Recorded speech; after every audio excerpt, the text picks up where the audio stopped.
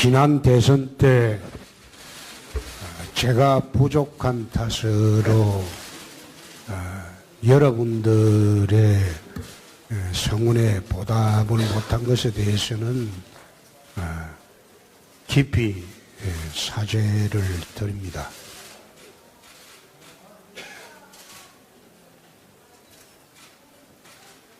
열심히 했지만은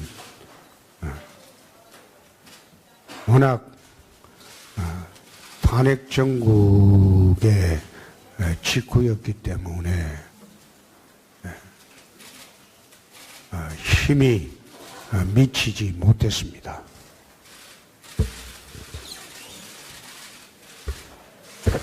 그래서 정권이 넘어간 데 대해서는 여러분들에게 거듭 사죄의 말씀을 드립니다. 이 당에 들어온 지가 금년으로 22년이 됩니다. 이 당의 혜택을 받아서 국회의원을 4번 했고 도지사를 2번을 했습니다. 그리고 여러분들의 대표 선수로 대통령 후보로도 나가봤습니다.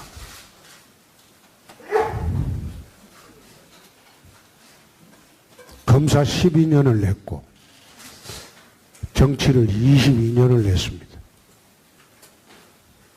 후회 없는 내 인생 살았습니다. 어느 계파에도 얽매이지 않고 어느 누구에도 얽매이지 않고 34년의 검사와 공직 생활을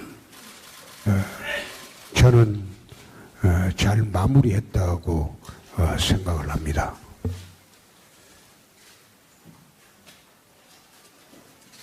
대선 과정을 거치면서 많은 생각을 했습니다. 왜 한국의 우파 집단이 이렇게 괴멸이 되었는가?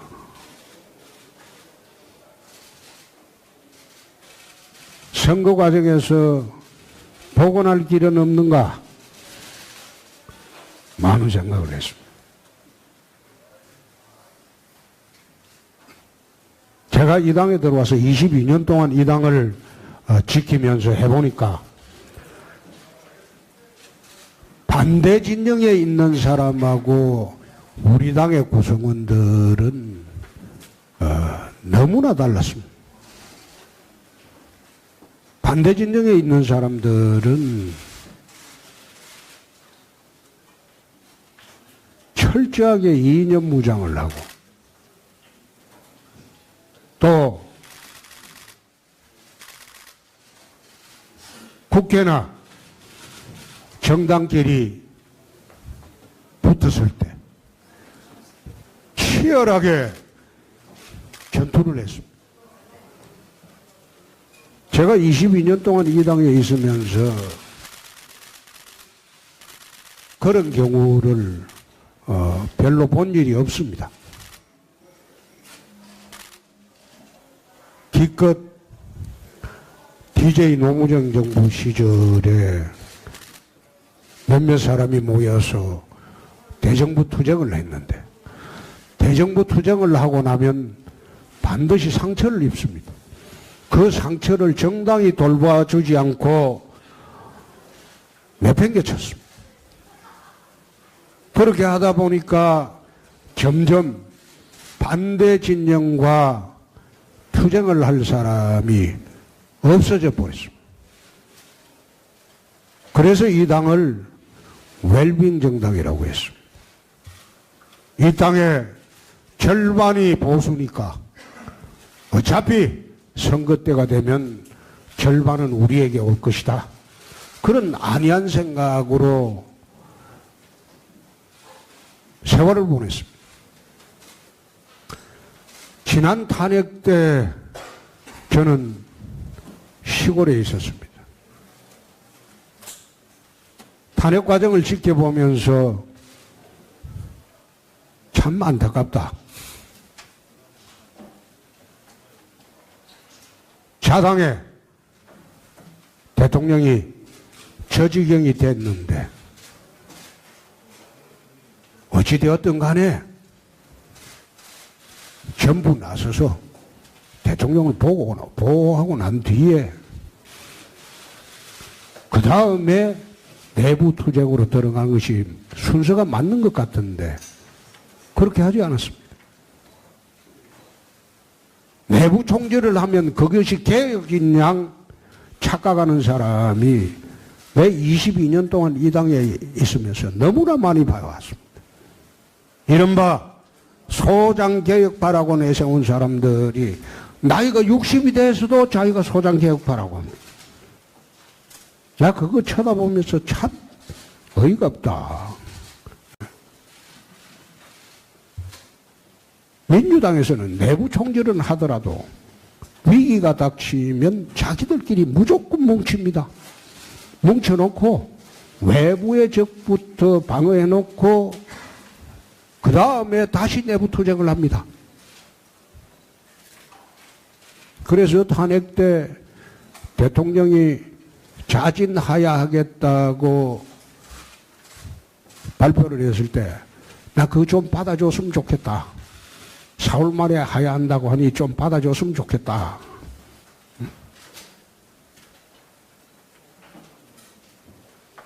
뭐 하려고 우리 당 의원들이 나서서 내려오려는 사람 머리채 끄잡고 끌어내리냐. 그래 안 하는 게 좋겠다.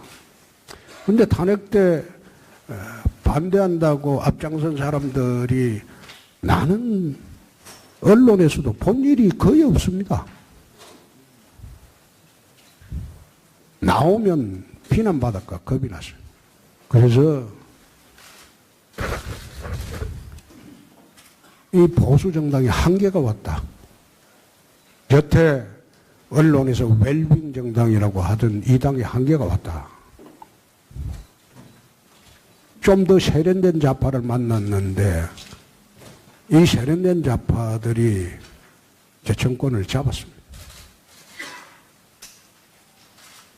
노무현 정부 때는 엄격결에 정권을 잡았기 때문에 우파와 타협을 했습니다.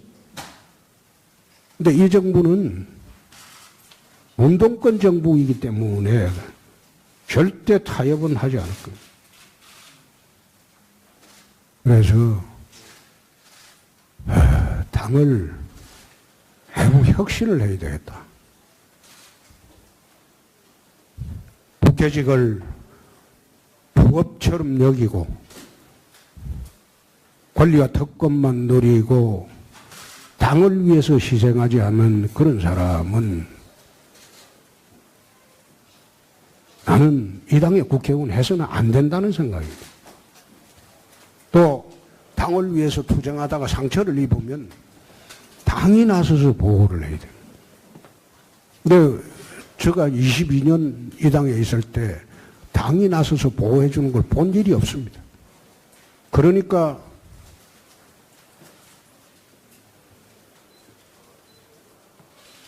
그런 투쟁적인 분들이 전부 사라졌습니다. 그래서 당을 우선 쇄신을 해야 되겠다. 어차피 이 정권은 주사파 운동권 정권이기 때문에 국민들이 인식하게 되면 난 오래 못 간다고 봅니다. 그래서 국민들이 떠난 민심을 우리가 담을 그릇을 만들기 위해서 이 당을 쇄신해야 되겠다. 그래서 22년 동안 속한 이 정당에 악역이라도 하고 떠나는 것이 맞겠다. 그런 생각이 들었습니다. 내 당대표 해봤습니다. 대통령 후보도 해봤습니다. 정치에 더 이상 미련 갖고 매달릴 그런 생각도 없습니다. 새롭게 보수정당을 한번 만들어 봤으면 합니다. 이상입니다. 예, 감사합니다. 제1야당으로 위상을 찾기 위해서 최우선적으로 해야 할 일이 무엇이냐? 쇄신입니다. 떠난 민심을 담을 수 있는 그런 정당이 되어야 돼요. 떠난 민심을 담을 수 없는 정당이 될 때는 사실상 이 정당은 가치가 없습니다. 당 쇄신이 이루어집니다. 철저한 당 쇄신만이 제1야당으로서 우리가 취해야 할 최고의 가치입니다. 두 번째, 제1야당 대표가 갖추어야 할 자질은 여러분들이 판단할 사항이기 때문에 제가 답변 드리기는 부적절합니다. 세 번째, 다당제 구도에서 양당제로 바꿀 필요가 있다. 지방선거 전에 이 구도는 현실화될 것으로 봅니다. 어차피 국민의당은 민주당에 흡수가 될 겁니다.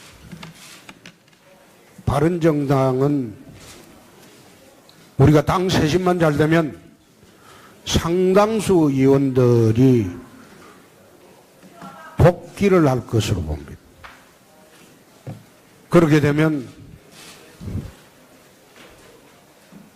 양당 구조가 됩니다. 바른정당에 관한 기본 입장은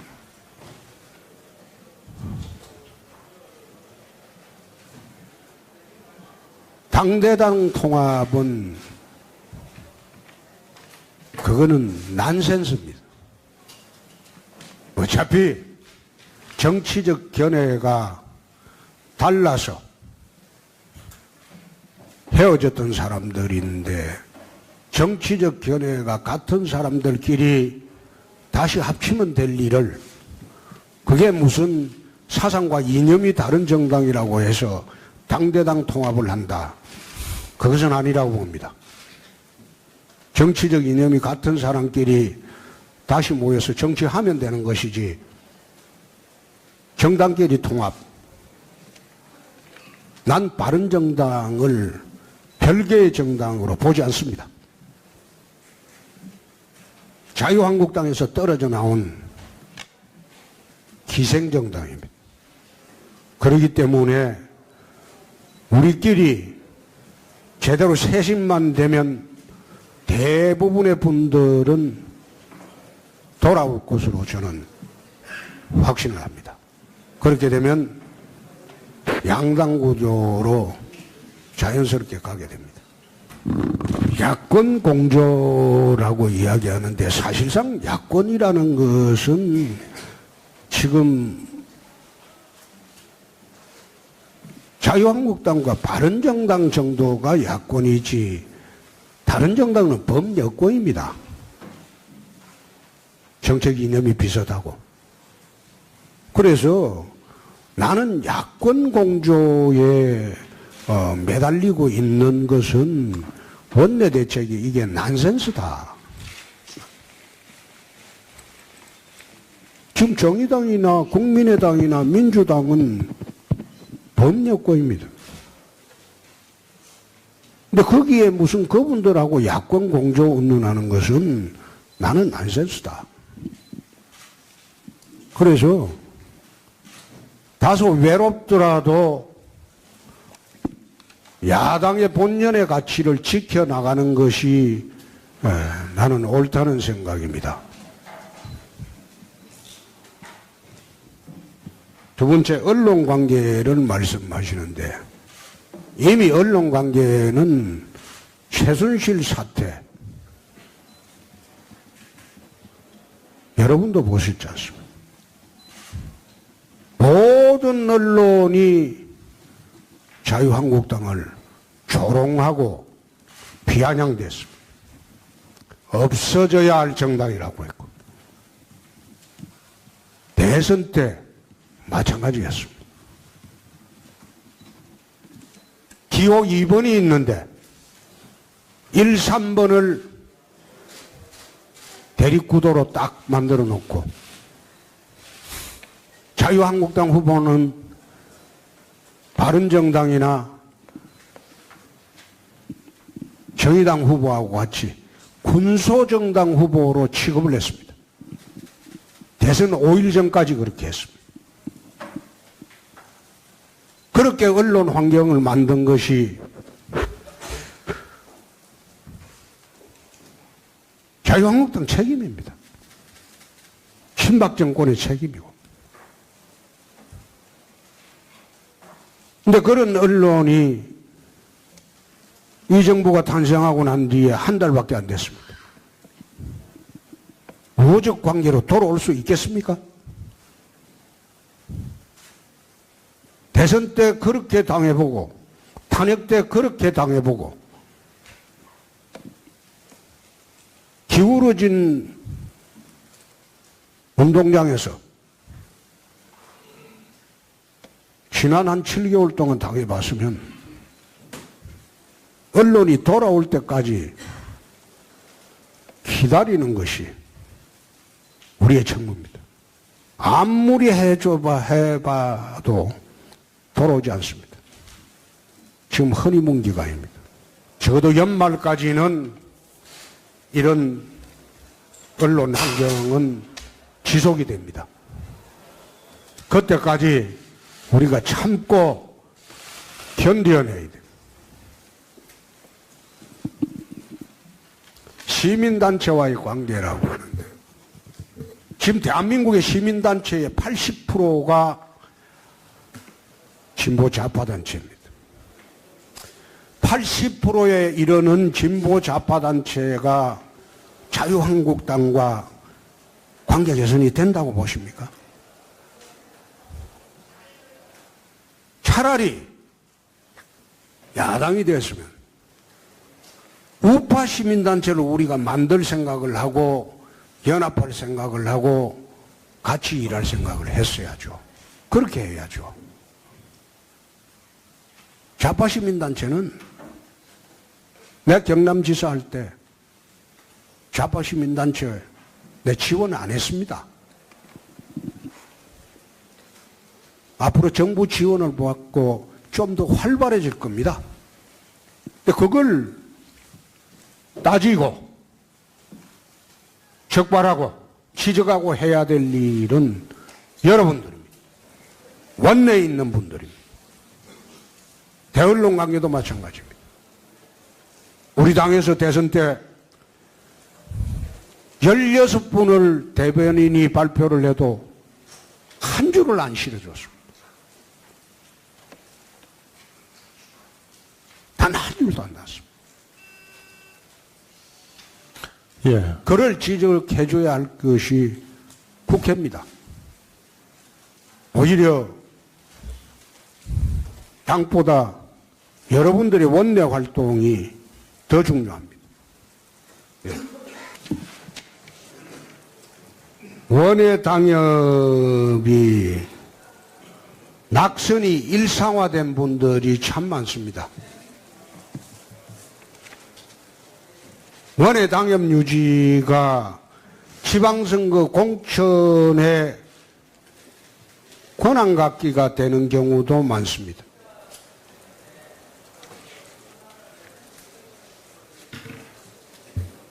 자질이 안 되는 분이 공천하는 시도의원 자치단체장이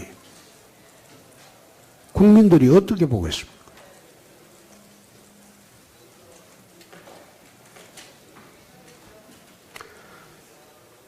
혁신위원회를 구성하겠습니다.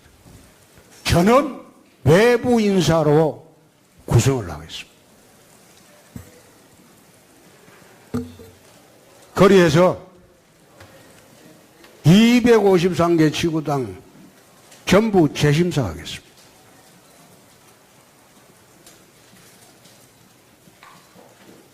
과연 이 당이 회생의 여지가 있는지 만약 나한테 국회의원 공천권이 주어지면 비례대표도 이런 식으로 뽑지 않습니다.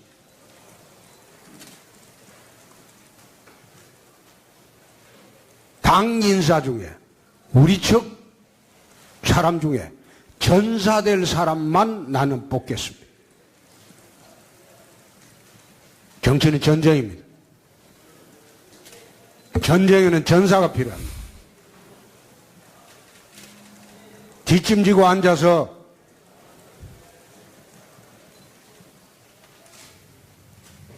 모양만 갖추는 거, 난 그거 싫어합니다.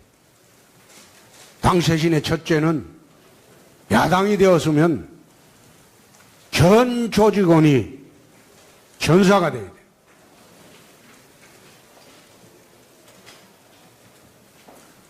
어려울 때 내부 총질이 나고 흠집이나 내고 그렇게 해서 소장과 개혁파로 모양 갖추긴 하고 내가 보니까 대부분 그런 사람 바른정당으로 가버렸어요. 그래서 이 당 개혁하기가 어렵지 않겠다고 나는 생각을 했습니다. 그래서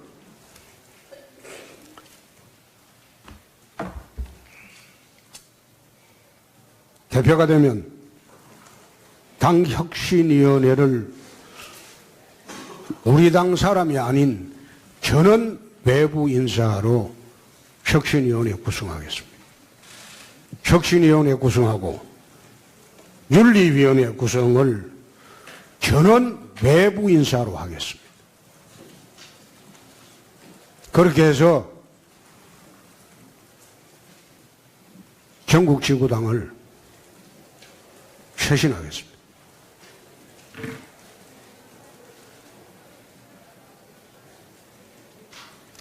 중앙당 조직 문제는 우리가 야당이 되었기 때문에 슬림화할 필요가 있습니다.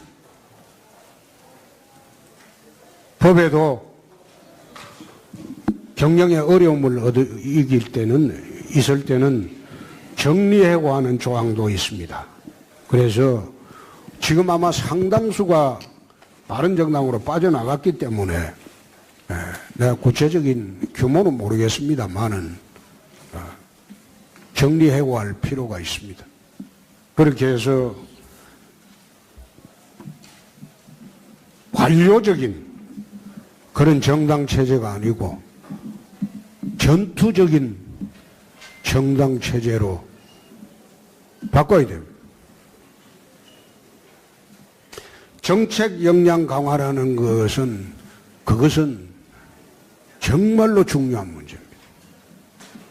단순히 당회국장과 정책전문위원회 순환보직만으로서는 전문성을 확보할 수 없기 때문에 이것은 국회의원님들이 정책활동을 하는데 정말로 중요한 문제입니다.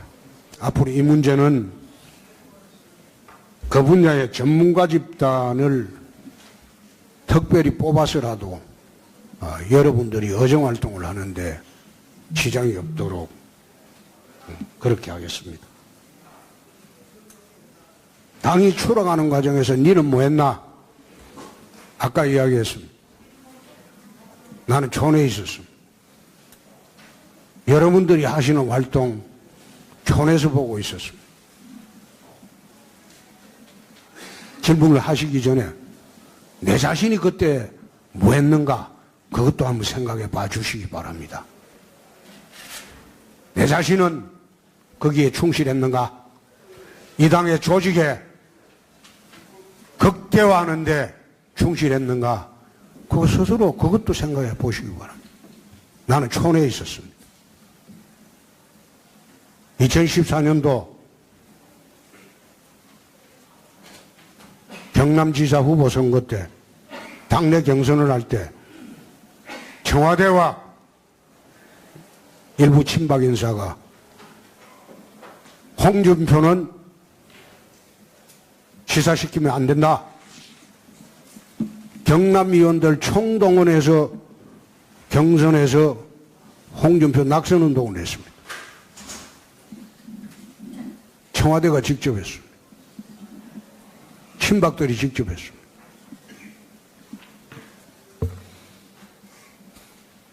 경남에 있는 모든 의원들이 내 안 도와줘도 당내 경선에서 내가 이겼습니다. 이 정부 들어오고 난 뒤에 나는 이 정부에 모든 걸 협조했습니다.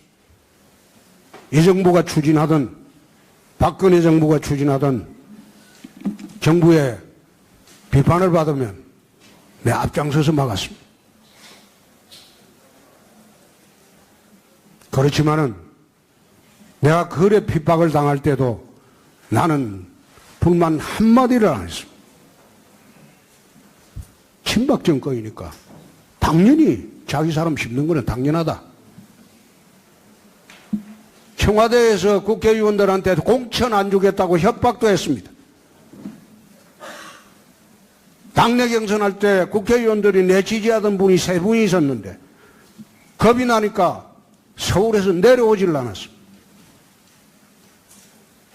그래도 나는 박근혜 정부 단 한 번도 원망해 본 적 없습니다. 니는 뭐 했냐? 촌에 있었습니다. 이 정부가 몰락하는데 내가 관여한 일 없습니다. 탄핵으로 당이 쪼개질 때 내가 관여한 일 없습니다. 나는 당이 쪼개지지 않도록 전화하고 또 영남 단체장들이 1차 탈당이 있고 난 뒤에 2차 탈당을 하려고 할 때 내 단체장들을 잡았습니다. 넘어가면 너 미화된다. 내가 보기에는 바른정당 그거 안 된다. 섣불리 탈당하지 마라. 넘어가는 사람을 내가 못 넘어가게 했습니다.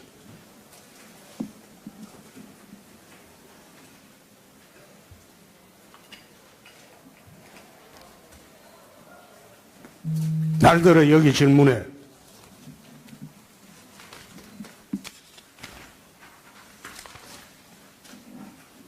투쟁력은 공감하지만 비호감도가 매우 높습니다. 비호감의 원인이 어디라고 생각합니까? 대선 때 갤럽 조사에 이게 나왔습니다. 그런데 같은 무렵에 동아일보 조사를 보면 비호감도의 1위가 문재인입니다. 27.5%. 홍준표 비호감도 21%입니다. 그 로데이터 한번 보시죠. 자유한국당 지지하는 사람이 홍준표 비호감도는 제로입니다. 갤럽이 만들어낸 그 프레임으로 우리 당 의원들이 매몰되고 또 그 프레임으로 자당 후보를 비난하고 내가 한마디도 안 했습니다. 3월 28일, 29일 동아일보 조사 보시죠. 거기에 비호감도 1위가 문재인입니다.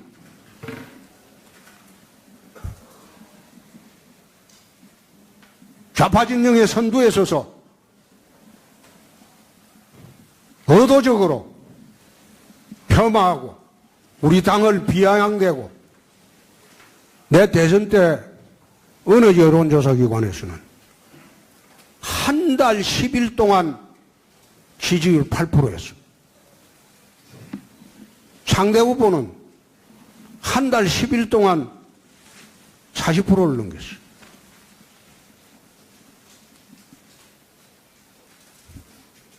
거기에 매몰돼서 패배주의 젖었고 거기에 매몰돼서 우리가 설 기회를 놓쳤습니다. 지금 가용 시간 한 7분 남았는데 다음 질문으로 받을까요? 아니요. 그래서 제가 드리는 말씀은 우리끼리 총질하지 말자는 고생한 사람들입니다. 응? 우리끼리 돌아서서 욕하고 찌라시 같은 찌라시 같은 쪼가리에 나오는 그거 보고 폄하하고 그렇게 해서는 이 당 풍지박산납니다. 그래서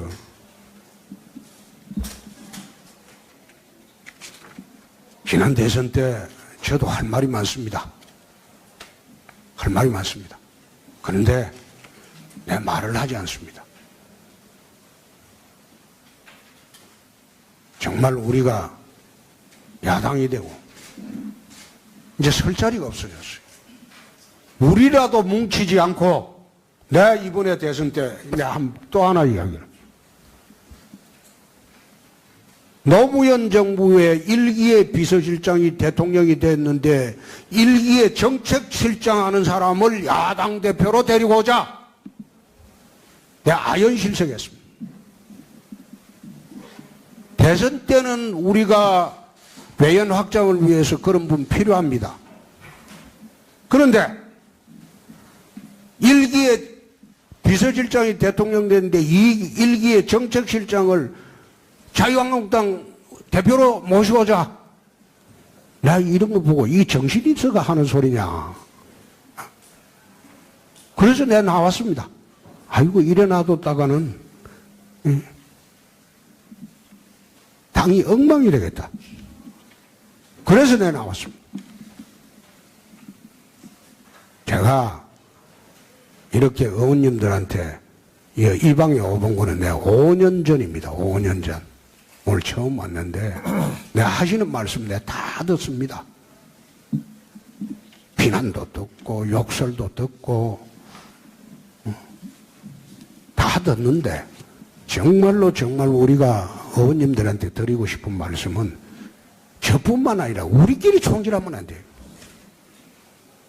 우리끼리 총질해가지고 큰 사람들이 지금 바른정당에 나와 있는 소장개혁 바라는 사람들입니다. 나는 그분들이 국회의원을 하면서 뭐를 하면서 무슨 개혁 정책을 넣어놓고 개혁 입법을 내놨는지 나는 그 본 일이 없어요. 그런데 입으로만 소장개혁파 주장해서 선수를 쌓고 나는 그런 거 국민 현혹하는 거 오래 안 간다고 봅니다. 예. 예. 자, 우선 수도권에서 왜 3위를 했냐. 수도권에서 3위를 할 수밖에 없었던 그 상황을 제가 좀 설명을 드리겠습니다. 탄핵이 되고 난 뒤 후보가 됐습니다.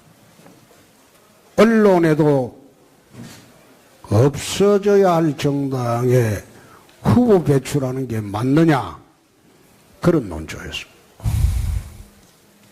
그래서 제일 먼저 해야 할 일은 영남의 결속입니다. 영남에서 지지율을 회복을 해야지 충청으로 올라오고 수도권으로 올라온다고 생각을 했습니다. 그래서 초기에 집중적으로 영남 지역을 돌아다녔어요. 너무 불이 붙는 속도가 처음 5일만 하면 되지 않느냐 싶었는데 거의 대선 5일 전쯤 가가지고 불이 붙기 시작을 했어요. 너무 늦게 붙었어요. 그 불이 충청권에도 못 올라오고 수도권에도 못 올라왔습니다. 그 당시에 박지원 국민의당 대표가 내세운 홍증문이라는 그 유행어 때문에 수도권의 반문재인 정서가 그렇게 강했습니다. 전국적으로도. 문재인 대통령 안 된다 하면 안 된다는 정서가 그래 강했습니다. 그래서 문재인이 대통령 안 시키려고 안철수 찍어야 된다는 그 정서가 굉장히 강했습니다. 영남 결속이 늦어지니까 충청하고 수도권 결석을 하기가 어렵습니다. 아마 수도권의 전 지역의 투표율을 한번 살펴보시죠. 반문재인 정서가 훨씬 높습니다. 그래서 꼭 그것이 우리 당 탓만은 아니었다. 제가 부족했고 또 박지원 씨가 내세운 그 프레임에서 벗어날 수가 없었습니다. 수도권은. 영남에서는 겨우 벗어났는데 그래도 영남에서 국민의당 후보가 선전을 했습니다. 그래서 수도권이 결코 우리 자유한국당을 버린 것은 아니다. 나는 그렇게 봅니다. 서울시장 선거는 내년에 저는 어렵다고 봅니다. 서울시장에 나갈 그런 분을 우리 의원님들이 좀 찾으셔야 됩니다. 저희들도 해야 되겠지만 서울시장에 나갈 그런 분을 우리가 찾아야 됩니다. 기존의 인물 중에서는 서울시장에 나가서 이길 사람은 저는 현재로서는 없지 않느냐. 그래서 서울시장에 우리가 탈환을 하려면 인물을 찾아야 될 거 아니냐. 연말까지 253개 지구당 정비를 마치겠습니다.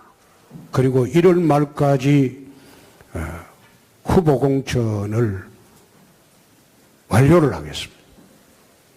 1월 말까지는 늦어도 완료가 돼야지 당의 내분을 딛고 수습하고 우리가 선거를 치를 수 있습니다. 그래서 공천 규정을 바꿀 필요가 있습니다. 공천 규정을 지금 지방선거 공천 규정을 전면적으로 바꿀 필요가 있습니다. 신인을 등용하기가 어렵게 되어 있습니다. 그래서 신인 젊고 혁신적이고 능력 있는 신인 등용을 위해서 공천 규정도 전면적으로 바꿔서라도 연말까지 253개 지구당 정비하고 그리고 1월 말까지 내년 광역 기초 단체장들 그리고 기초광역위원들 공천을 내년 1월 말까지 마쳐야만 우리가 선거가 가능하다고 보여집니다.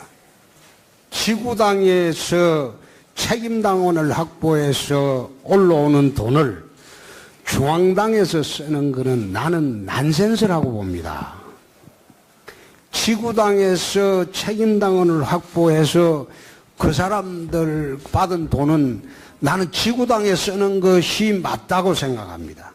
그래야지 위원장님별로 자기 지구당에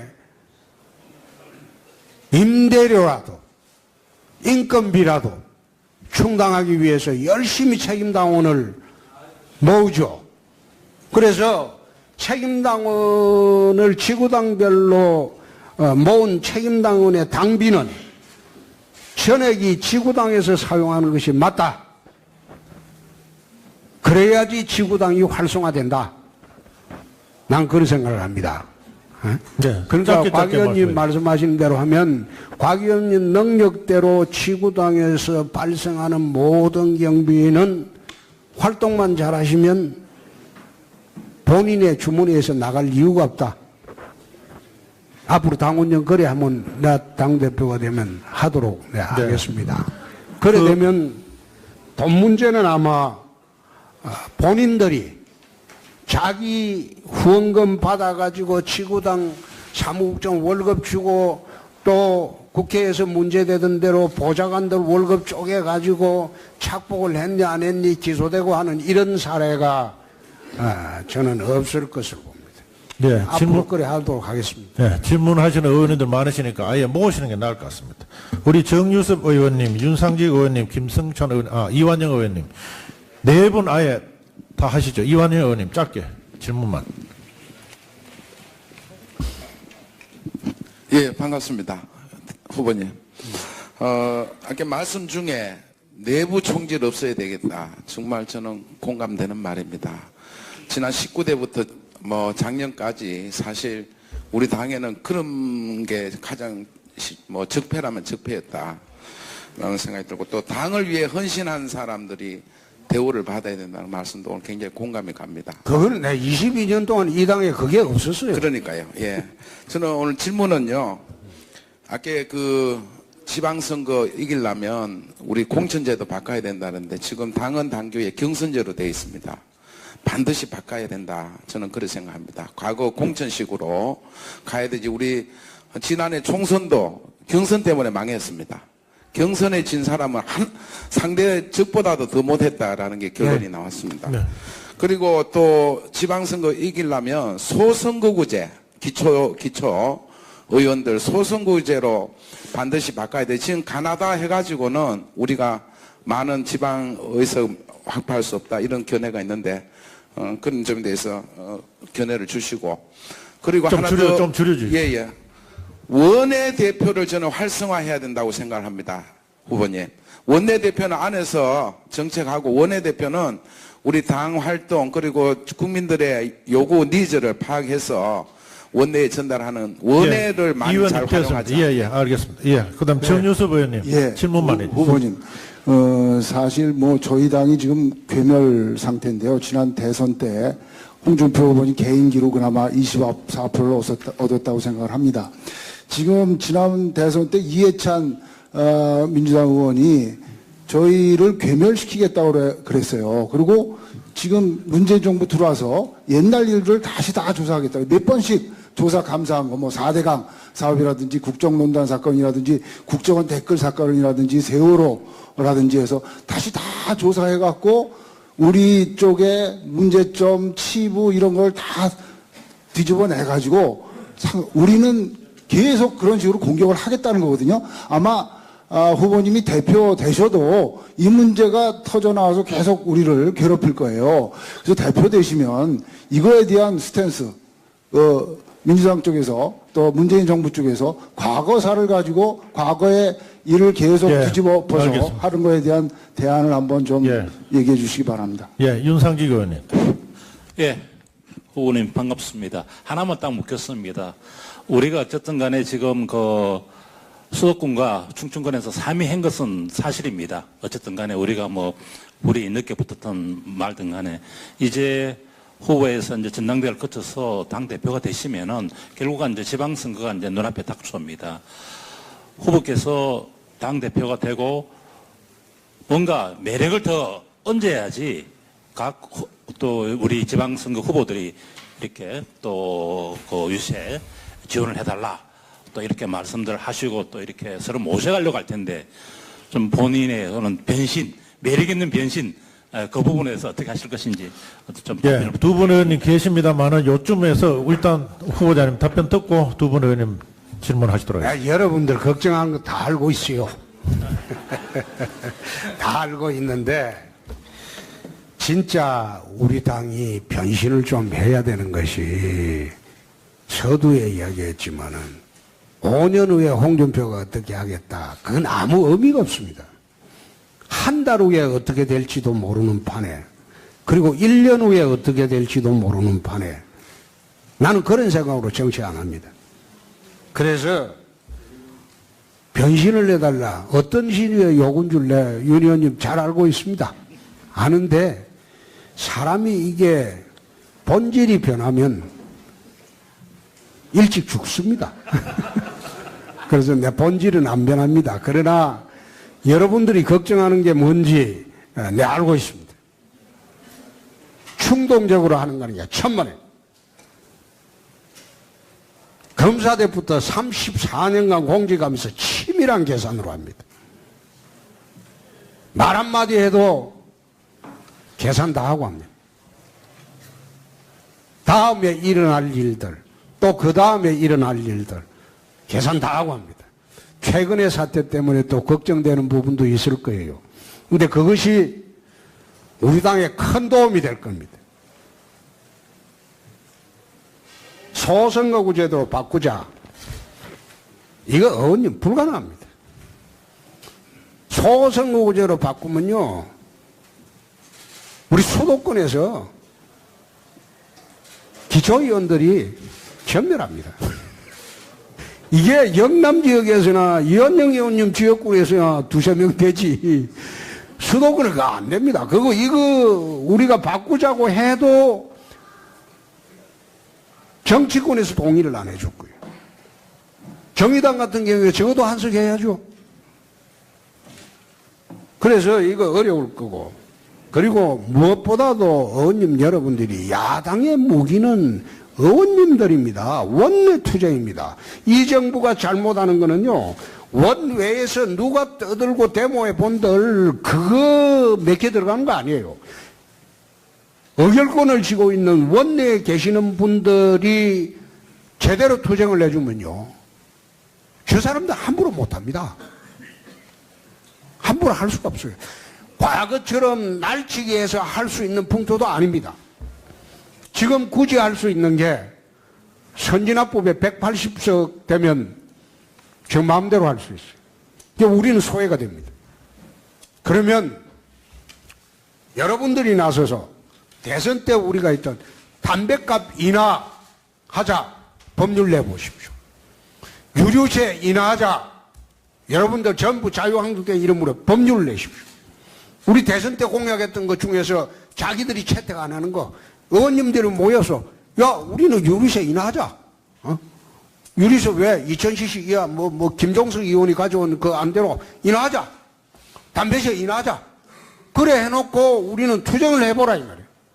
그러면 국민들이 우리 편으로 오는 거는 그런 것 때문입니다. 반대를 하면 반대를 하는 집단이 매도를 당하게 되어 있어요. 결국은 정서를 돌리는 것은 여러분들입니다. 원내에 여러분들이 제대로 투쟁만 해주면 연말 지나서 국민들이 운동권 정부에 대해서 등을 돌릴 겁니다. 자세히 보십시오. 이 문재인 정부가 아닙니다. 주사파 운동권 정권입니다. 그렇기 때문에 여기에 맞서서 유류세도 우리도 인하하자. 그 다음에 담배세 인하하자. 법률을 내십시오. 법률을. 의원님들이 우리 자유한국당의 이름으로 그러고 총력 투쟁하십시오. 그러면 서민들이 우리 편 안 되겠습니까? 자기 기름값 인하시켜 주는데. 네, 이 정도로 마무리하고 두 분, 우리 김성찬 의원님, 이현재 의원님 말씀 듣도록 하겠습니다. 예, 우리 홍 후보님 지난해 대선 때 정말 수고 많으셨고 기울어진 운동장에서 뛰겠다는 용기를 기꺼이 내주신 부분에 대해서 정말로 당원의 한 사람으로 감사를 정말 드립니다. 정말 수고했습니다.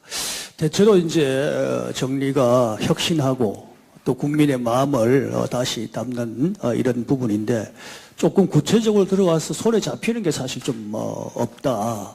핵심 문제도 모든 사람이 핵심은 필요하다 하면서 우리 후보님께서도 핵심위원회를 구성해야 되겠다 하는 그 정도 말씀하시는데 그 정도 가지고는 설득력이 부족하다. 물론 있겠지만은 그런 부분에서 이한영 의원이 말씀했습니다만은 내년 지방선거 때 확 좀 바꾸는 이런 어떤 핵심. 그래서 정말로 많은 사람들이 정말로 오는 그런 부분들 또는 저는 이 당 사무처 이 부분을 좀 더 확실하게 정비를 좀 하는 게 맞다 이래 봅니다. 사실은 당 사무처가 일하는 당 사무처가 돼야 되는데 제 눈에는 그런 것 같지 않습니다. 특히 사무총장이 너무 자주 바뀌니까 이 구심점이 자꾸 흔들리지 않느냐. 이런 부분도 좀 혁신 부분에 말씀을 좀 주시고, 다음에는, 국민의 마음을 담는 부분인데, 짧게만. 네, 그 부분에서 신뢰가 마음이 떠난 이유가 뭐라고 보시는지. 주로 개파 싸움일 수 있는데, 개파 싸움 안 하면 과연 국민의 민심이 우리한테 오느냐. 그런 부분에서 저는 좀 물음표를 가지고 있습니다. 연말 되면 운동권 정부에 대해 실망해서, 직접 말해서 못해서 우리한테 올 것이다가 아니라 우리가 좀 더 잘할 수 있는 거는 뭔지, 국민의 마음을 담을 부분은 뭔지 하는 부분은 혹시 정치 경험이 많으시니까 좀 밝혀주시면 저희들이 네. 좀 기대하겠습니다. 예, 이현재 의원님 질문하십시오. 네, 저도 짧게 말씀드리겠습니다. 이은재입니다. 우선 우리 홍준표 후보님께서 굉장히 고생 많이 하셔가지고 이렇게 좋은 성과를 내셨다 이렇게 생각이 들고요. 그 다음에 우리 홍준표 후보로부터 저희가 상당히 많은 기대를 하고 있습니다. 우리가 야당이 됐기 때문에 이제 점잖은 후보가 아니라 정말 투사형 우리 대표가 나와야 되는데, 상당히 그런데 굉장히 유사한 후보고, 제가 18대 국회에 맨 처음에 들어왔을 때 싸움하는 것을 우리 홍준표 후보로부터 제가 많이 배웠습니다. 그와 아울러서 제가 지금 드리고 싶은 이야기는 지금 우리 당에 여성국이 없어졌습니다. 참, 왜 여성국이 없어졌는지, 그리고 여기 계시는 모든 의원님들께서 선거하실 때 계속 여성들을 굉장히 많이 활용해요. 줄여주십시오. 네네. 질문을. 그럼에도 불구하고 여성국을 없앤 거. 그 다음에 또 하나는 앞으로 이 여성 문제에 대해서 정말, 왜냐하면 지금 민주당을 보면 우리하고 다른 것이. 질문 줄여주십시오. 네, 민주당하고 다른 것이 뭐냐면 거기는 여성들을 많이 갖다 놔서 투사형이 많습니다. 그래서 이런 문제에 대해서 우리 후보께서 좀 진지한 검토를 좀 주시기 바랍니다. 그러면 전희영 의원님 질문을 마지막으로 해서 강효상 의원님까지 그 질문만 간단하게 시간. 네, 후보님 질문 드리겠습니다. 이제 타고나는 보수, 부모가 보수니까 나도 보수인 우파인 시대는 지났다고 생각합니다. 15세부터 30세까지 젊은 우파를 길러내기 위한 당원 교육이 절실합니다. 공교육 붕괴와 맞물려서 이거와 관련돼서 후보님의 비전을 듣고 싶습니다. 네, 우리 강효상 의원님. 예, 강효상입니다. 당에 대한 우리 홍준표 전 지사의 진단은 정말 100% 공감합니다. 저희도 같이 원내에서 같이 투쟁을 하도록 하겠습니다. 한 가지 제 질문은, 많은 분들이 오늘도 점심 때 제가 오늘 토론회 간다고 하니까 이 우리 친박 프레임을 어떻게 청산할 것이냐. 그러니까 사실 친박에 대한 좀 소위 하여튼 이 친박 문제를 해결을 해라. 이렇게 주문을 받고 왔는데요. 지금 임명진 목사 때도 시도는 했지만 제대로 이루어지지 않았고 아주 극소수입니다만은 이 문제를 구체적으로 홍준표 대표 후보는 어떻게 하실 건지 보관을 말씀을 해주시고, 두 번째는 이번 현 정부가 문정인 후보 특보의 문정인 특보의 발언을 보면서 우리가 드디어 올 것이 왔구나 이런 생각을 했습니다. 지금 현 정부가 앞으로 추진할 어떤 대북 문제는 어떻게 전망을 하시고 우리가 어떻게 대처를 해야 된다고 생각하는지 말씀해 주십시오. 자, 후보자님, 지금 마무리 발언 5분까지 합쳐가지고 시간이 7분 남았습니다. 그 답변과 동시에 마무리 발언까지 해 주십시오. 예. 혁신위원회를 구성하고 내용이 없다. 그 내용 이야기하면 표 떨어집니다. 그래서 내가 그 구성할 때 의원님들 전부 의원총회 가서 내 보고를 하고 하겠습니다. 근데 그게 혁명위원회처럼 되지 않고는 이 당이 바뀌지가 않습니다. 그래서 지금 이야기하면 전당대회에서 표 떨어집니다. 두 번째, 당 사무처 개혁 방안이 있습니다. 개혁 방안이 있는데 그것도 이야기하면 사무처 직원들이 투표권이 있습니다. 그래서 그것도 이야기하기가 어렵습니다. 세 번째, 이 정부를 떠난 마음을 담아내기 위해서 쇄신하자. 그것 때문에 전당대회를 한 겁니다. 이 당을 뿌리같이 여러분들하고 같이 한번 바꿔보자. 그래서 전당대회를 하는 거예요. 네 번째, 젊은 우파를 기르자. 프랑스 마크롱이 39살이고 영국 보수당 정부가 정권을 회복할 때 그 당수가 39살이었어. 그런데 그게 그 나라의 정당 제도하고 우리나라의 정당 제도를 잘 모르고 이 젊은 의원들이 나와서 우리도 그럼 40대 초반에 30대 후반에 대통령 하자. 그런데 그게 안 되는 게 이 나라는 가면 16살 때부터 정당 가입을 합니다. 20년 이상 정당 활동을 했어요. 홍준표보다 더 경력이 깊은 사람이야. 프랑스 마크롱이나 영국의 보수당이 수상하던 그 이름이 지금은 기억이 안 난다마는 젊은 수상.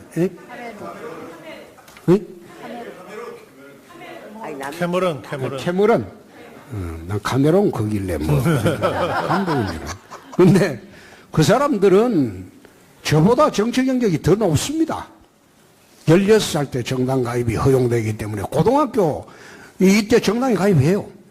그래가지고 활동을 했기 때문에 보통 정치 훈련이 된 사람이 아니에요. 그래서 우리가 보기에는 젊게 보이지만 천만에 대한민국 기준으로 하면 홍준표 정도의 정당 경력이 있는 사람이 수상이 된대요.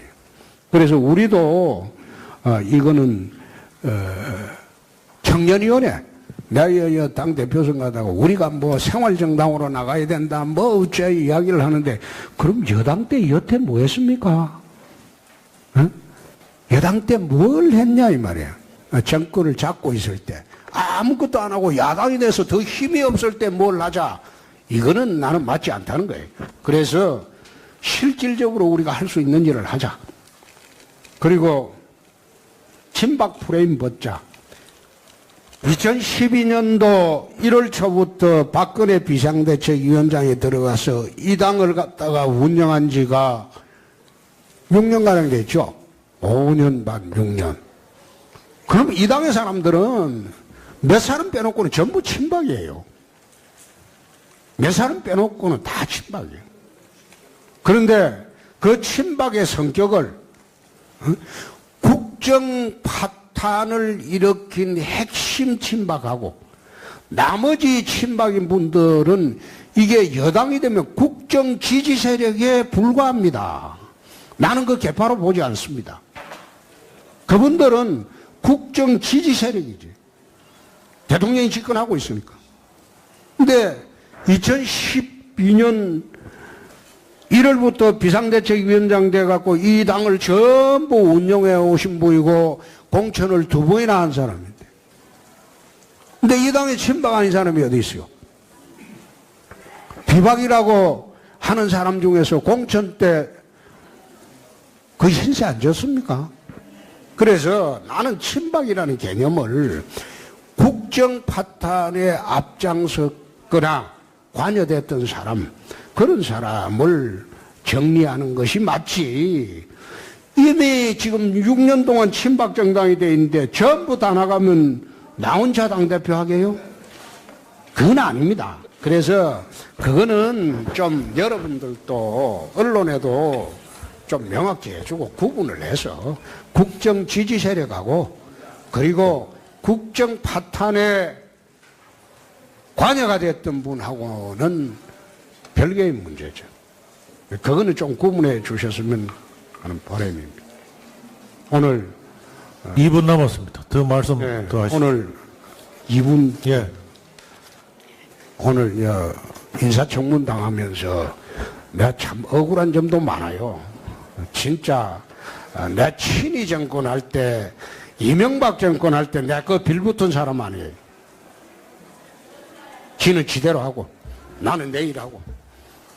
박근혜 정권 때도 마찬가지입니다. 박근혜 정권 내내 나는 지방에 가 있었어요. 거기서 중앙정치에 개재될 아무 그게 없었어요. 하는 거 쳐다보고 내 훈수도 안 뒀어요.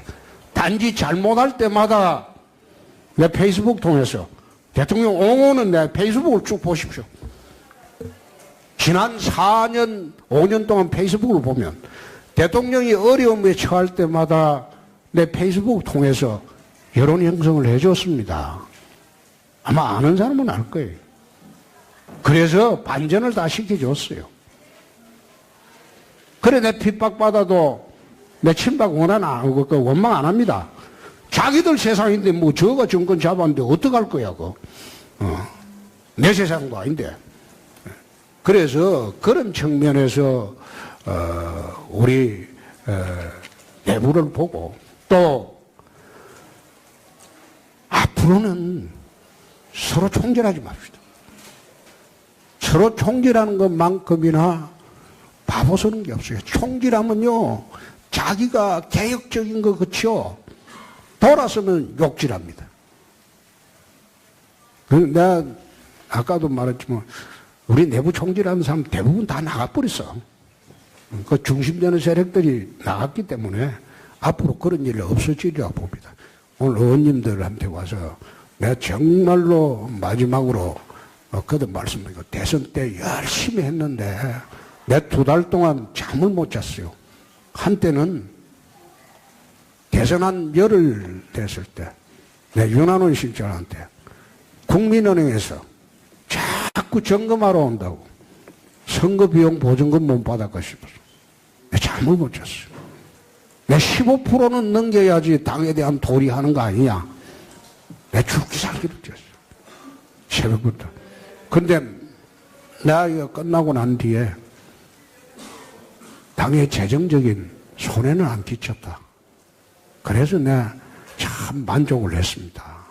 열심히 했는데 워낙 저쪽에서 철저하게 기획을 해가지고 탄핵으로 몰고 가고 언론 장악하고 여론조사 기관 장악하고 네, 1분 초과 그러니까 우리가 일어설 틈이 없었습니다. 그러니까 제가 부족해서 그랬다는 거 다시 한번 말씀드리고 의원님 여러분들이 중심이 돼서 특히 초재선 의원님들이 중심이 돼서 이 당을 새롭게 만들도록 그렇게 좀 해 주십시오. 감사합니다. 예, 오늘 우리 홍준표 후보님 초재선 의원 모임에 오셔서 질의 답변해 주셔서 대단히 감사합니다. 지금 전국의 당원들이 지금 실시간으로 지금 보고 있습니다. 종전 전당대회와 다르게 꽹과리를 친다든지 조직을 동원한다든지 이런 그런 것을 이래 완전히 정치권에서 추방돼야 하고 그야말로 진지하게 토론을 통해서 우리 후보자를 검증할 수 있는 시간이 되었다고 생각합니다. 대단히 감사합니다.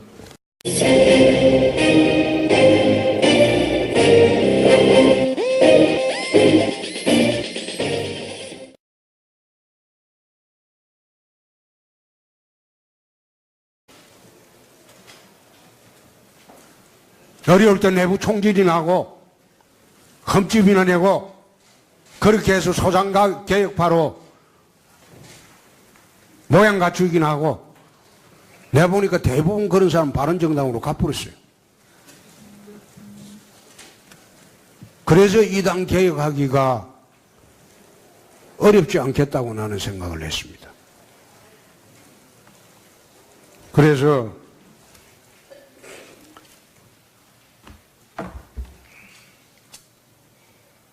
대표가 되면 당혁신위원회를 우리 당 사람이 아닌 전원 외부 인사로 혁신위원회 구성하겠습니다. 혁신위원회 구성하고 윤리위원회 구성을 전원 외부 인사로 하겠습니다. 그렇게 해서 전국지구당을 쇄신하겠습니다.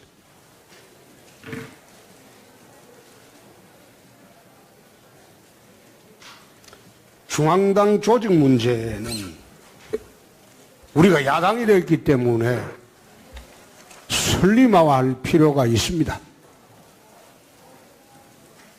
법에도 경영의 어려움을 있을 때는 정리해고하는 조항도 있습니다. 그래서 지금 아마 상당수가 바른정당으로 빠져나갔기 때문에 내가 구체적인 규모는 모르겠습니다만은 정리해고할 필요가 있습니다. 그렇게 해서 관료적인 그런 정당 체제가 아니고 전투적인 정당 체제로 바꿔야 됩니다. 정책 역량 강화라는 그것은 정말로 중요한 문제입니다. 단순히 당회국장과 정책전문위원회 순환보직만으로서는 전문성을 확보할 수 없기 때문에 이것은 국회의원님들이 정책활동을 하는데 정말로 중요한 문제입니다. 앞으로 이 문제는 그 분야의 전문가 집단을 특별히 뽑아서라도 여러분들이 의정활동을 하는데 지장이 없도록 그렇게 하겠습니다. 당이 추락하는 과정에서 니는 뭐 했나? 아까 이야기했습니다. 나는 촌에 있었습니다. 여러분들이 하시는 활동 촌에서 보고 있었습니다. 질문을 하시기 전에 내 자신이 그때 뭐 했는가? 그것도 한번 생각해 봐 주시기 바랍니다. 내 자신은 거기에 충실했는가? 이 당의 조직에 극대화하는데 충실했는가? 그거 스스로 그것도 생각해 보시기 바랍니다. 나는 촌에 있었습니다. 2014년도 경남지사 후보 선거 때 당내 경선을 할 때 청와대와 일부 친박 인사가 홍준표는 시사시키면 안 된다. 경남 의원들 총동원해서 경선에서 홍준표 낙선운동을 했습니다. 청와대가 직접 했습니다. 친박들이 직접 했습니다.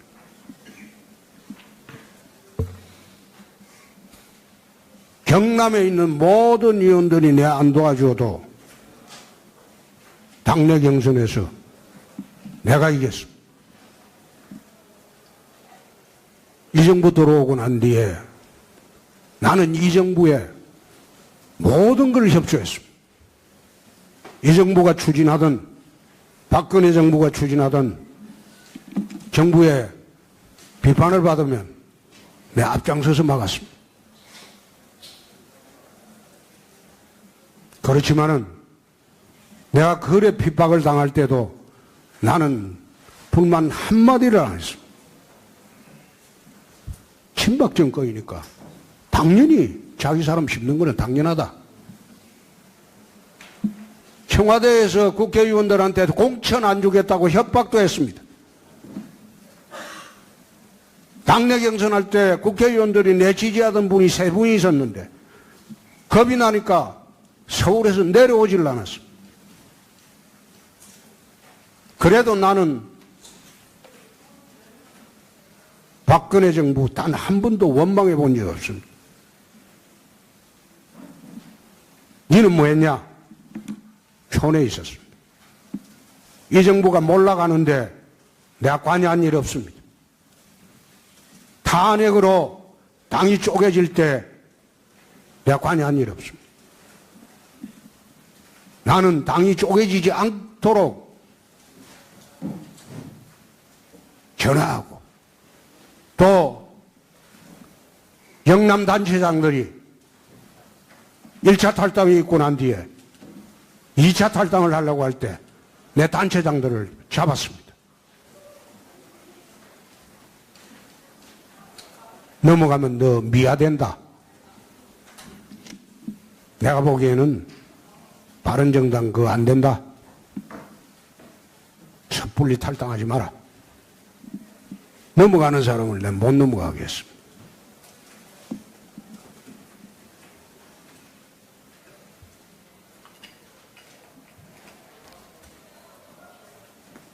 날들어 여기 질문에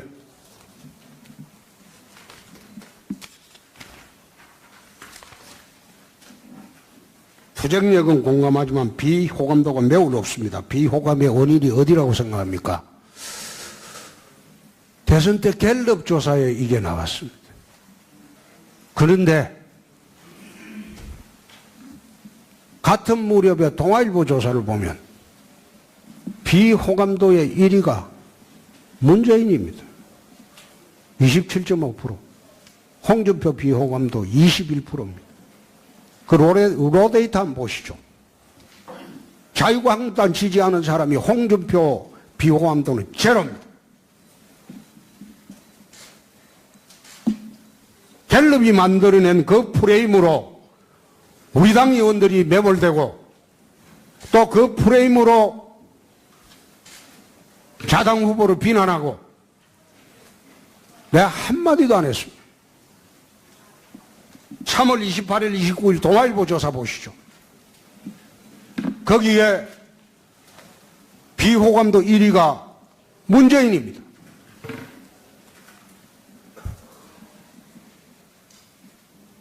좌파 진영의 선두에 서서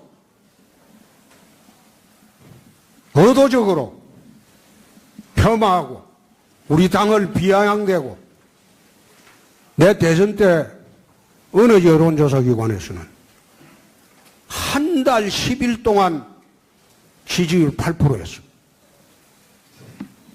상대 후보는 한 달 10일 동안 40%를 넘겼어요.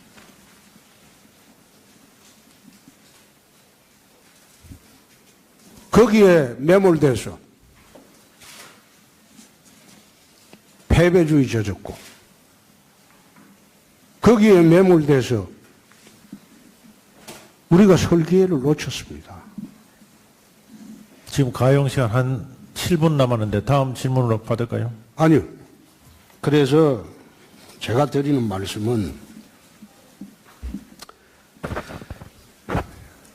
우리끼리 총질하지 말잖아. 고생한 사람들입니다. 응? 우리끼리 돌아서서 욕하고 찌라시 같은 쪼가리에 나오는 그거 보고 폄하하고 그렇게 해서는 이 당 풍지박산납니다. 그래서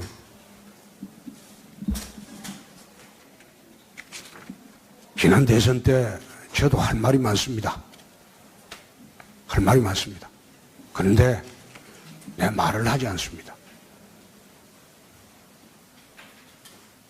정말 우리가 야당이 되고 이제 설 자리가 없어졌어요. 우리라도 뭉치지 않고 내가 이번에 대선 때 또 하나 이야기를 노무현 정부의 1기의 비서실장이 대통령이 됐는데 1기의 정책실장하는 사람을 야당 대표로 데리고 오자. 내가 아연실색했습니다. 대선 때는 우리가 외연 확장을 위해서 그런 분 필요합니다. 그런데 1기의 비서실장이 대통령 됐는데 1기의 정책실장을 자유한국당 대표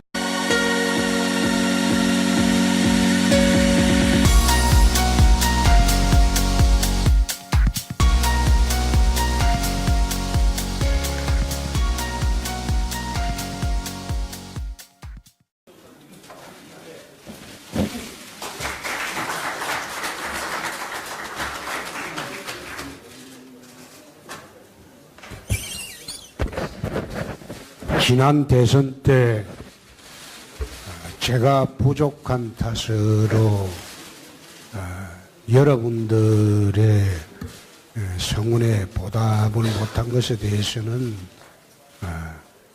깊이 사죄를 드립니다.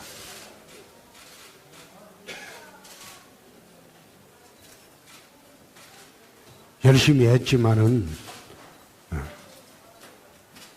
워낙 탄핵 정국의 직후였기 때문에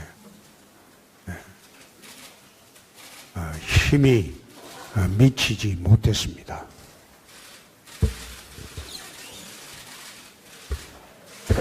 그래서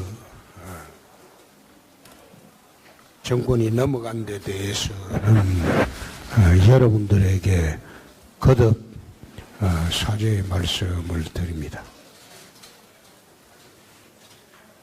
이 당에 들어온 지가 금년으로 22년이 됩니다. 이 당의 혜택을 받아서 국회의원을 4번 했고 도지사를 2번을 했습니다. 그리고 여러분들의 대표 선수로 대통령 후보로도 나가봤습니다.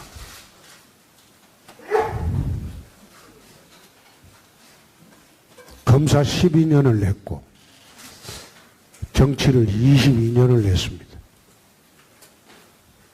후회 없는 내 인생 살았습니다.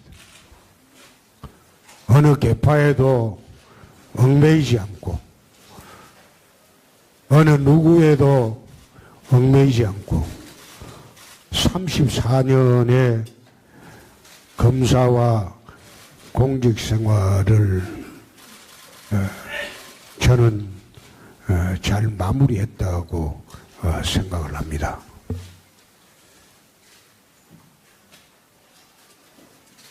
대선 과정을 거치면서 많은 생각을 했습니다. 왜 한국의 우파 집단이 이렇게 괴멸이 되었는가?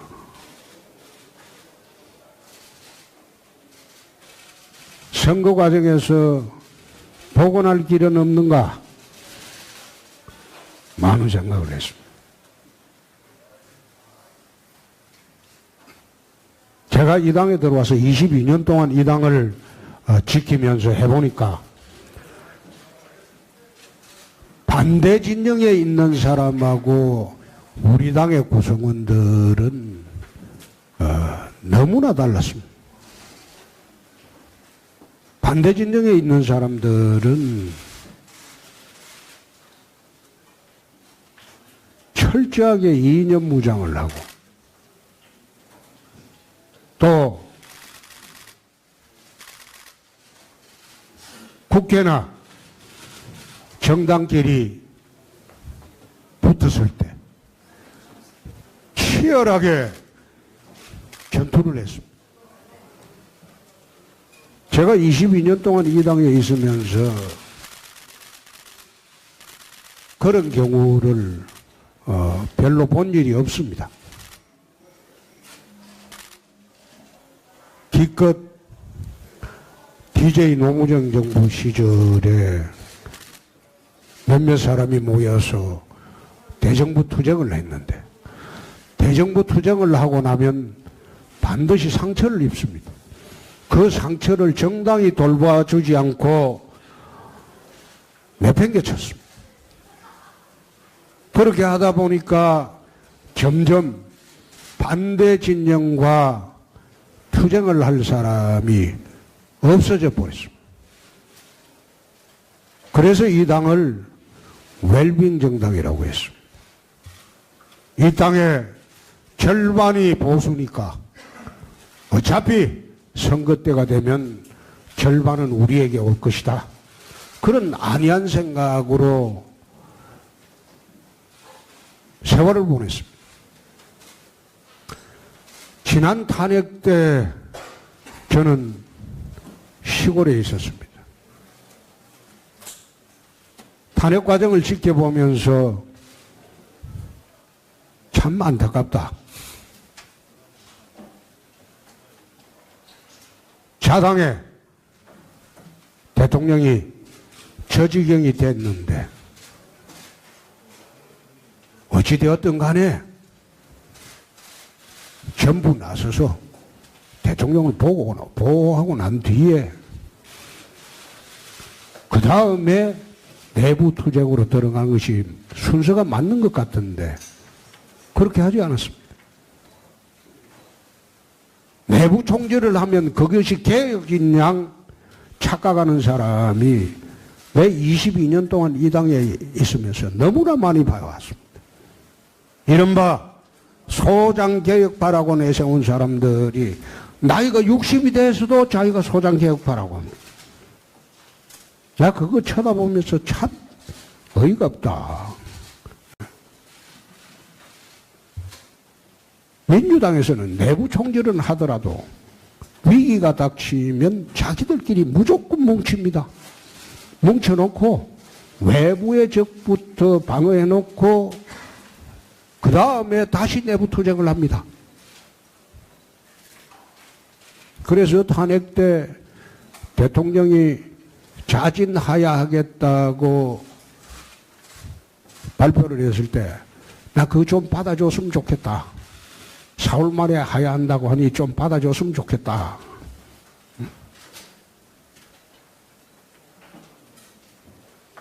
뭐 하려고 우리 당 의원들이 나서서 내려오려는 사람 머리채 끄잡고 끌어내리냐. 그래 안 하는 게 좋겠다. 근데 탄핵 때 반대한다고 앞장선 사람들이 나는 언론에서도 본 일이 거의 없습니다. 나오면 비난받을까 겁이 났어요. 그래서 이 보수정당이 한계가 왔다. 여태 언론에서 웰빙 정당이라고 하던 이 당의 한계가 왔다.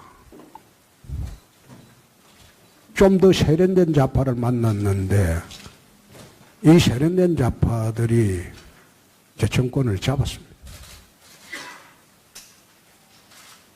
노무현 정부 때는 엄격결에 정권을 잡았기 때문에 우파와 타협을 했습니다. 근데 이 정부는 운동권 정부이기 때문에 절대 타협은 하지 않을 겁니다. 그래서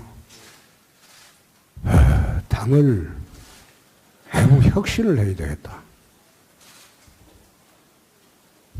국회직을 부업처럼 여기고 권리와 특권만 누리고 당을 위해서 희생하지 않는 그런 사람은 나는 이 당의 국회의원 해서는 안 된다는 생각입니다. 또 당을 위해서 투쟁하다가 상처를 입으면 당이 나서서 보호를 해야 돼요. 근데 제가 22년 이 당에 있을 때 당이 나서서 보호해 주는 걸 본 일이 없습니다. 그러니까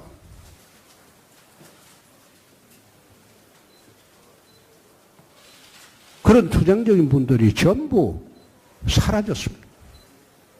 그래서 당을 우선 쇄신을 해야 되겠다.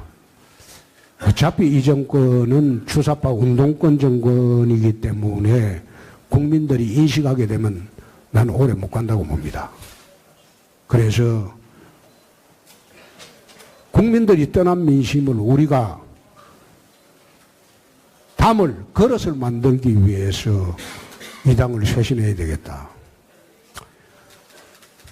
그래서 22년 동안 속한 이 정당에 악역이라도 하고 떠나는 것이 맞겠다.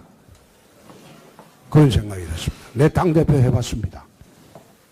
대통령 후보도 해봤습니다. 정치에 더 이상 미련 갖고 매달릴 그런 생각도 없습니다. 새롭게 보수정당을 한번 만들어 봤으면 합니다. 이상입니다. 감사합니다. 제1야당으로 위상을 찾기 위해서 최우선적으로 해야 할 일이 무엇이냐? 쇄신입니다. 떠난 민심을 담을 수 있는 그런 정당이 되어야 돼요. 떠난 민심을 담을 수 없는 정당이 될 때는 사실상 이 정당은 가치가 없습니다. 당 쇄신이 이루어집니다. 철저한 당 쇄신만이 제1야당으로서 우리가 취해야 할 최고의 가치입니다. 두 번째, 제1야당 대표가 갖추어야 할 자질은 여러분들이 판단할 사항이기 때문에 제가 답변 드리기는 부적절합니다. 세 번째, 다당제 구도에서 양당제로 바꿀 필요가 있다. 지방선거 전에 이 구도는 현실화될 것으로 봅니다. 어차피 국민의당은 민주당에 흡수가 될 겁니다. 바른정당은 우리가 당 쇄신만 잘 되면 상당수 의원들이 복귀를 할 것으로 봅니다. 그렇게 되면 양당 구조가 됩니다. 바른정당에 관한 기본 입장은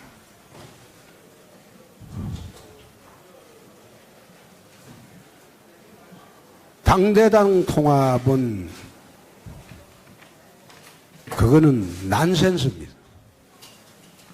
어차피 정치적 견해가 달라서 헤어졌던 사람들인데 정치적 견해가 같은 사람들끼리 다시 합치면 될 일을 그게 무슨 사상과 이념이 다른 정당이라고 해서 당대당 통합을 한다. 그것은 아니라고 봅니다. 정치적 이념이 같은 사람끼리 다시 모여서 정치하면 되는 것이지 정당끼리 통합. 난 바른정당을 별개의 정당으로 보지 않습니다. 자유한국당에서 떨어져 나온 기생정당입니다. 그렇기 때문에 우리끼리 제대로 쇄신만 되면 대부분의 분들은 돌아올 것으로 저는 확신을 합니다. 그렇게 되면 양당 구조로 자연스럽게 가게 됩니다. 야권 공조라고 이야기하는데 사실상 야권이라는 것은 지금 자유한국당과 바른정당 정도가 야권이지 다른 정당은 범여권입니다. 정책 이념이 비슷하고. 그래서 나는 야권 공조에 매달리고 있는 것은 원내대책이 이게 난센스다. 지금 정의당이나 국민의당이나 민주당은 범여권입니다. 근데 거기에 무슨 그분들하고 야권 공조 운운하는 것은 나는 난센스다. 그래서 다소 외롭더라도 야당의 본연의 가치를 지켜나가는 것이 나는 옳다는 생각입니다. 두 번째, 언론관계를 말씀하시는데 이미 언론관계는 최순실 사태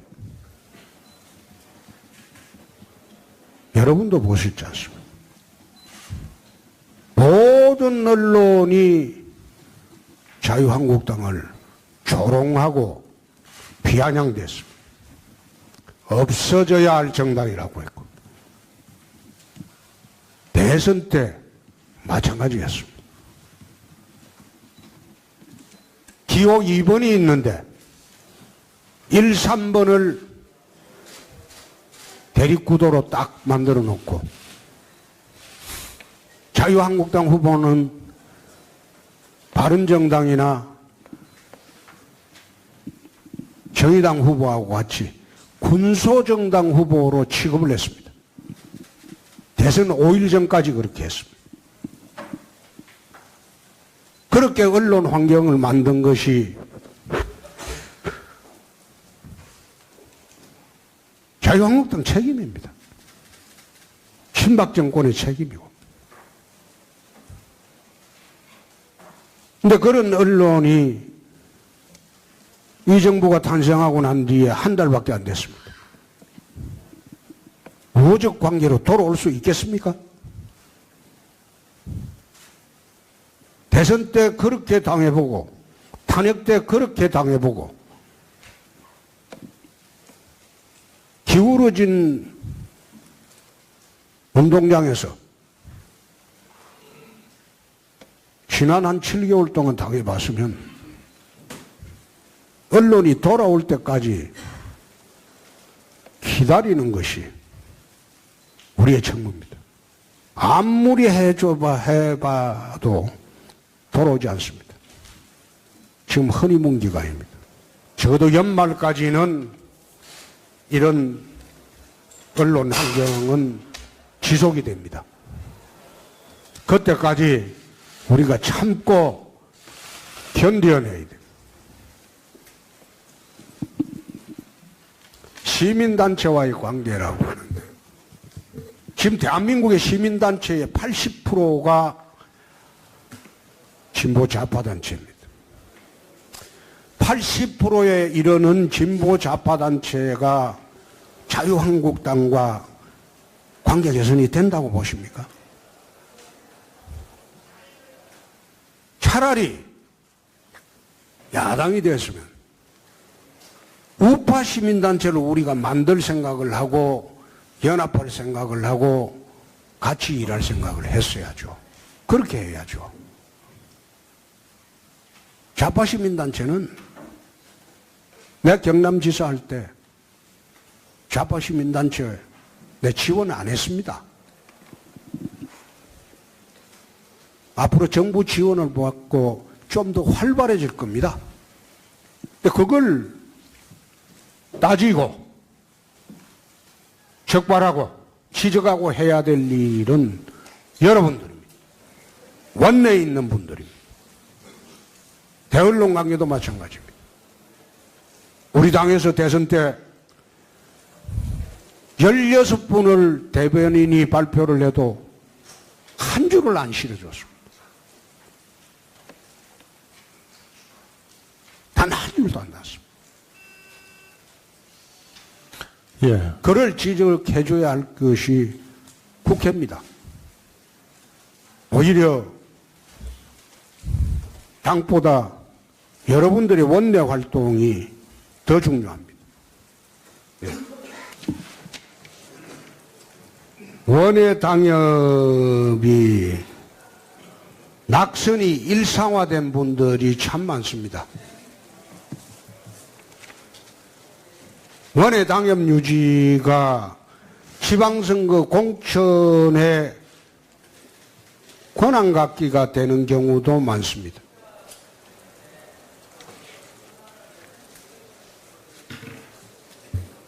자질이 안 되는 분이 공천하는 시도의원 자치단체장이 국민들이 어떻게 보겠습니까?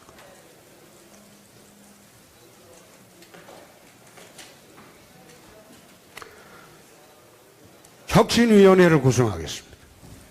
저는 외부 인사로 구성을 하겠습니다. 거리에서 253개 지구당 전부 재심사하겠습니다.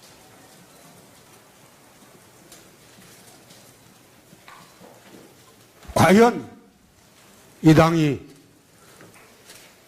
회생의 여지가 있는지, 만약 나한테 국회의원 공천권이 주어지면 비례대표도 이런 식으로 뽑지 않습니다.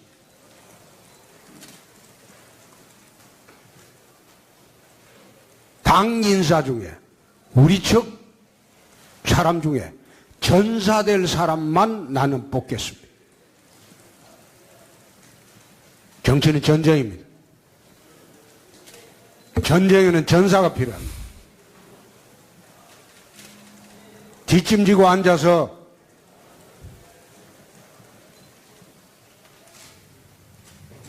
모양만 갖추는 거. 난 그거 싫어합니다. 당 쇄신의 첫째는 야당이 되었으면 전 조직원이 전사가 돼야 돼요. 시절을 파악해서 원내에 전달하는 원내를 많이 의원님 잘 되었습니다. 활용하자. 예, 알겠습니다. 예, 그 다음 정유섭 의원님. 질문만 해주세요. 후보님, 사실 뭐 저희 당이 지금 괴멸 상태인데요. 지난 대선 때 홍준표 후보님 개인기로 그나마 24%를 얻었다고 생각을 합니다.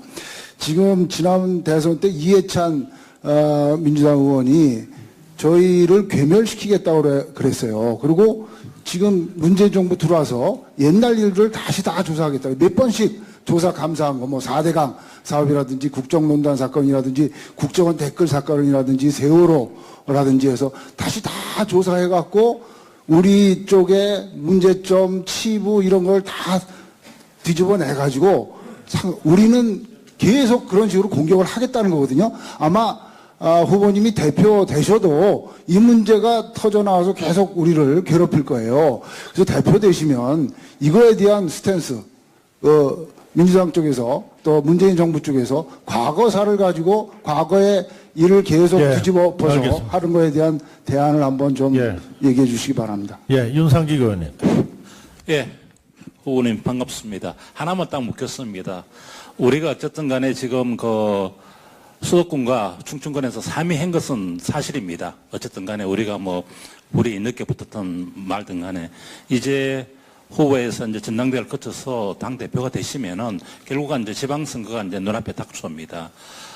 후보께서 당대표가 되고 뭔가 매력을 더 얹어야지 또 우리 지방선거 후보들이 이렇게 또 그 유세 지원을 해달라 또 이렇게 말씀들 하시고 또 이렇게 서로 모셔가려고 할 텐데 좀 본인의 그런 변신, 매력 있는 변신 그 부분에서 어떻게 하실 것인지 좀 예, 두 분 의원님 계십니다만은 요쯤에서 일단 후보자님 답변 듣고 두 분 의원님 질문하시도록 하겠습니다. 여러분들 걱정하는 거 다 알고 있어요.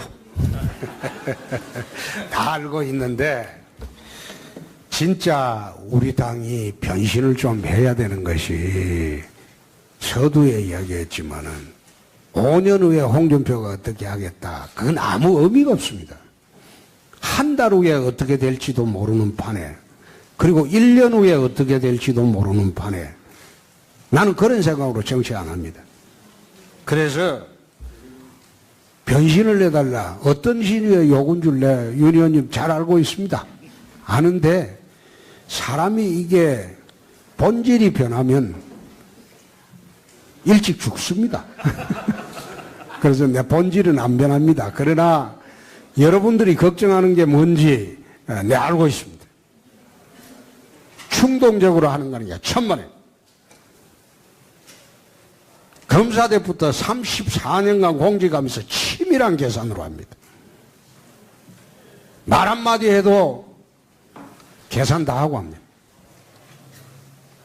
다음에 일어날 일들, 또 그 다음에 일어날 일들, 계산 다 하고 합니다.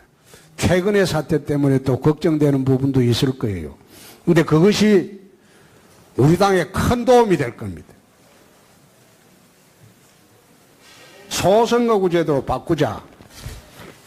이거 의원님 불가능합니다. 소선거구제로 바꾸면요, 우리 수도권에서 기초의원들이 전멸합니다. 이게 영남 지역에서나 이완영 의원님 지역구에서나 두세 명 되지 수도권은 그거 안 됩니다. 이거 우리가 바꾸자고 해도 정치권에서 동의를 안 해줄 거예요. 정의당 같은 경우에 적어도 한석해야죠. 그래서 이거 어려울 거고, 그리고 무엇보다도 의원님 여러분들이 야당의 무기는 의원님들입니다. 원내 투쟁입니다. 이 정부가 잘못하는 거는요, 원외에서 누가 떠들고 데모해 본들 그거 몇 개 들어가는 거 아니에요. 의결권을 쥐고 있는 원내에 계시는 분들이 제대로 투쟁을 내주면요, 저 사람들 함부로 못합니다. 함부로 할 수가 없어요. 과거처럼 날치기 해서 할 수 있는 풍토도 아닙니다. 지금 굳이 할 수 있는 게 선진화법에 180석 되면 저 마음대로 할 수 있어요. 그러니까 우리는 소외가 됩니다. 그러면 여러분들이 나서서 대선 때 우리가 했던 담배값 인하하자 법률 내보십시오. 유류세 인하하자.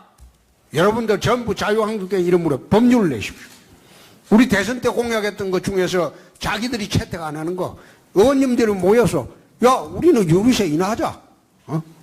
유류세 왜 2000cc 이하 뭐 김종석 의원이 가져온 그 안대로 인하하자. 담배세 인하하자. 그래 해놓고 우리는 투쟁을 해보라 이 말이에요. 그러면 국민들이 우리 편으로 오는 거는 그런 것 때문입니다. 반대를 하면 반대를 하는 집단이 매도를 당하게 되어 있어요.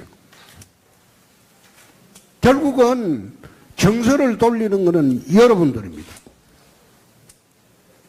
원내에 여러분들이 제대로 투쟁만 해주면 연말 지나서 국민들이 운동권 정부에 대해서 등을 돌릴 겁니다. 자세히 보십시오. 이 문재인 정부가 아닙니다.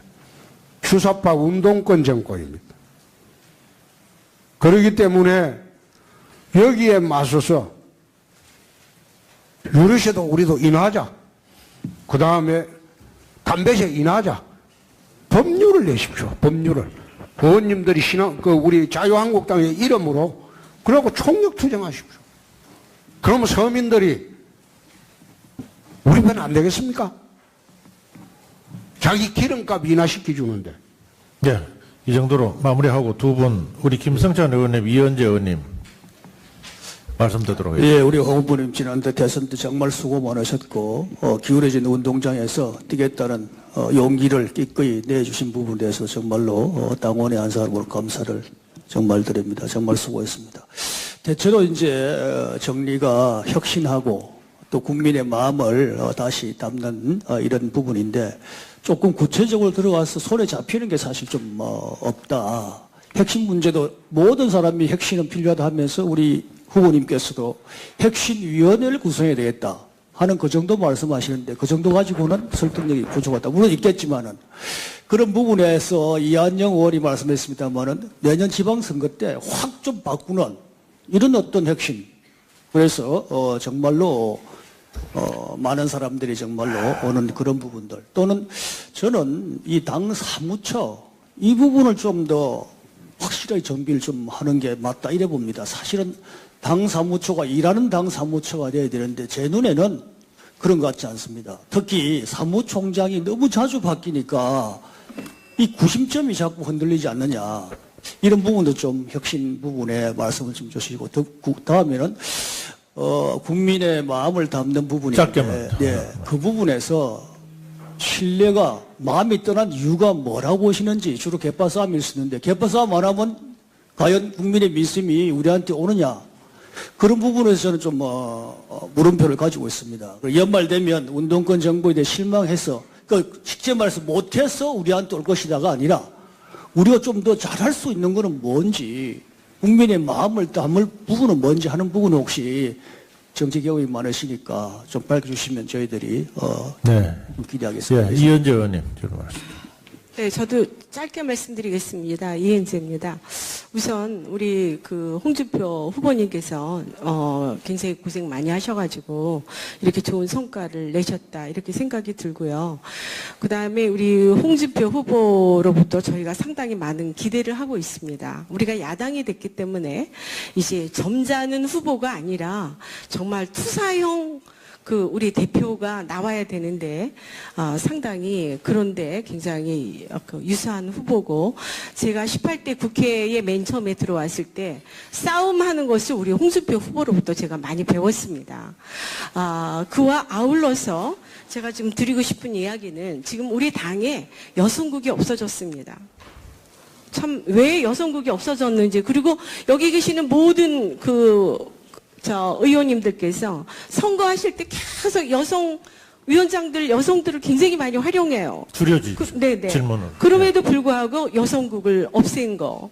그 다음에 또 하나는 앞으로 이 여성 문제에 대해서 정말, 왜냐하면 지금 민주당을 보면 우리하고 다른 위원님 것이. 질문만 네. 줄여주십시오. 네, 그다음 민주당하고 다른 것이 뭐냐면 거기는 여성들을 많이 갖다 놔서 투사형이 많습니다. 그래서 이런 문제에 대해서 우리 후보께서 좀 진지한 네. 검토를 좀 예. 주시기 바랍니다. 그러면 전희영 의원님 질문을 마지막으로 해서 강용상 의원님까지 그 질문만 간단하게 시간. 네, 후보님 질문 드리겠습니다. 이제 타고나는 보수, 부모가 보수니까 나도 보수인 우파인 시대는 지났다고 생각합니다. 15세부터 30세까지 젊은 우파를 길러내기 위한 당원 교육이 절실합니다. 공교육 붕괴와 맞물려서 이거와 관련돼서 후보님의 비전을 듣고 싶습니다. 네. 우리 강효상 의원님. 예, 강효상입니다. 당에 대한 우리 홍준표 전 지사의 진단은 정말 100% 공감합니다. 저희도 같이 원내에서 뼈로 모시고자. 나 이런 거 보고 이 정신 있어가 하는 소리냐. 그래서 내가 나왔습니다. 아이고 이래 놔뒀다가는 당이 엉망이 되겠다. 그래서 내가 나왔습니다. 제가 이렇게 의원님들한테 이 방에 오본 거는 내가 5년 전입니다. 5년 전. 오늘 처음 왔는데 내가 하시는 말씀 내가 다 듣습니다. 비난도 듣고 욕설도 듣고 다 듣는데 정말로 우리가 의원님들한테 드리고 싶은 말씀은 저뿐만 아니라 우리끼리 총질하면 안 돼요. 우리끼리 총질해가지고 큰 사람들이 지금 바른정당에 나와 있는 소장 개혁 바라는 사람들입니다. 나는 그분들이 국회의원을 하면서 뭐를 하면서 무슨 개혁 정책을 넣어놓고 개혁 입법을 내놨는지 나는 그 본 일이 없어요. 그런데 입으로만 소장 개혁파 주장해서 선수를 쌓고 나는 그런 거 국민 현혹하는 거 오래 안 간다고 봅니다. 자, 우선 수도권에서 왜 3위를 했냐? 수도권에서 3위를 할 수밖에 없었던 그 상황을 제가 좀 설명을 드리겠습니다. 탄핵이 되고 난 뒤 후보가 됐습니다. 언론에도 없어져야 할 정당에 후보 배출하는 게 맞느냐 그런 논조였습니다.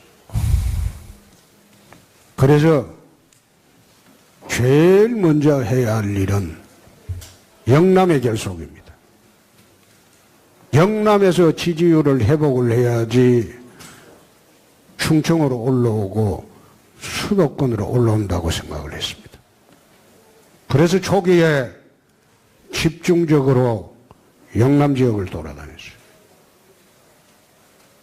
너무 불이 붙는 속도가 처음 5일만 하면 되지 않느냐 싶었는데 거의 대선 5일 전쯤 가가지고 불이 붙기 시작을 했습니다. 너무 늦게 붙었어요. 그 불이 충청권에도 못 올라오고 수도권에도 못 올라왔습니다. 그 당시에 박지원 국민의당 대표가 내세운 홍증문이라는 그 유행어 때문에 수도권의 반문재인 정서가 그렇게 강했습니다. 전국적으로도. 문재인 대통령 안 된다 하면 안 된다는 정서가 그래 강했습니다.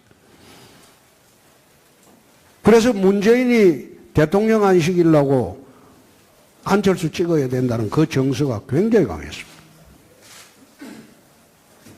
영남 결속이 늦어지니까 충청하고 수도권 결속을 하기가 어려웠습니다. 아마 수도권의 전 지역의 투표율을 한번 살펴보시죠. 반문재인 정서가 훨씬 높습니다. 그래서 꼭 그것이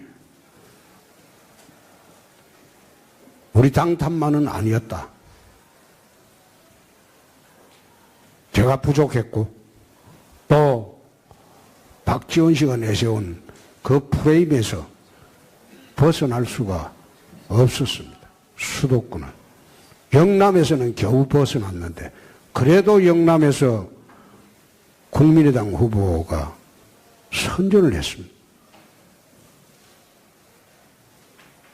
그래서 수도권이 결코 우리 자유한국당을 버린 것은 아니다. 나는 그렇게 봅니다.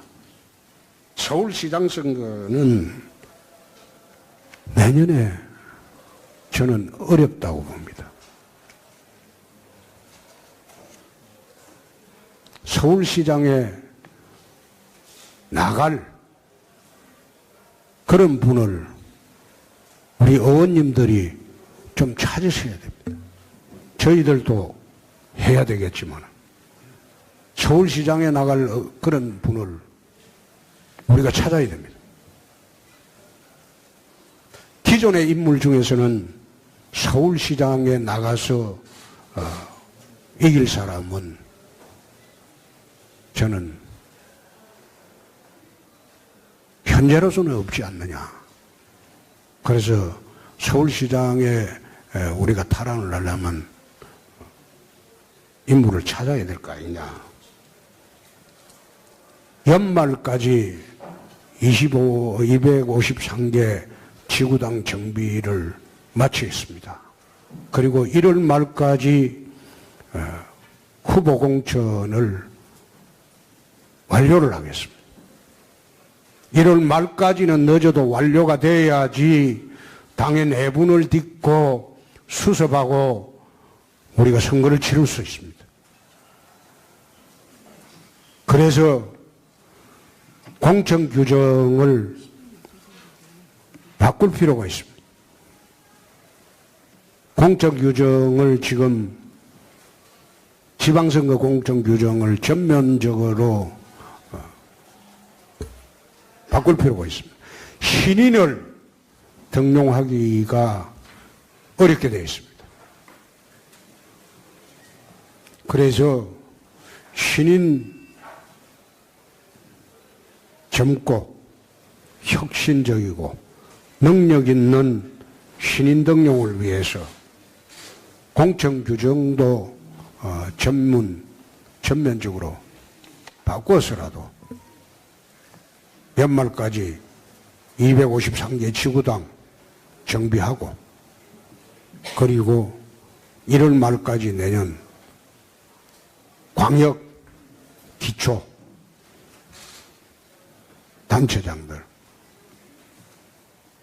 그리고 기초광역위원들 공천을 내년 1월 말까지 마쳐야만 우리가 선거가 가능하다고 보여집니다. 지구당에서 책임당원을 확보해서 올라오는 돈을 중앙당에서 쓰는 것은 나는 난센스라고 봅니다. 지구당에서 책임당원을 확보해서 그 사람들 받은 돈은 나는 지구당에 쓰는 것이 맞다고 생각합니다. 그래야지 위원장님별로 자기 지구당에 임대료라도 인건비라도 충당하기 위해서 열심히 책임당원을 모으죠. 그래서 책임당원을 지구당별로 모은 책임당원의 당비는 전액이 지구당에서 사용하는 것이 맞다. 그래야지 지구당이 활성화된다. 난 그런 생각을 합니다. 네, 그러니까 짧게 곽 의원님 말씀하신 대로 하면 곽 의원님 능력대로 지구당에서 발생하는 모든 경비는 활동만 잘하시면 본인의 주머니에서 나갈 이유가 없다. 앞으로 당원령 그래 하면 나 당대표가 되면 하도록 하겠습니다. 그래 되면 돈 문제는 아마 본인들이 자기 후원금 받아가지고 지구당 사무국장 월급 주고 또 국회에서 문제되던 대로 보좌관들 월급 쪼개가지고 착복을 했니 안 했니 기소되고 하는 이런 사례가 저는 없을 것으로 봅니다. 예, 앞으로 그래 하도록 하겠습니다. 예, 질문하시는 의원님들 많으시니까 아예 모으시는 게 나을 것 같습니다. 우리 정유섭 의원님, 윤상직 의원님, 김승천 의원, 이완영 의원님.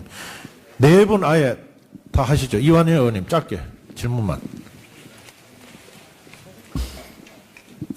예, 반갑습니다. 후보님.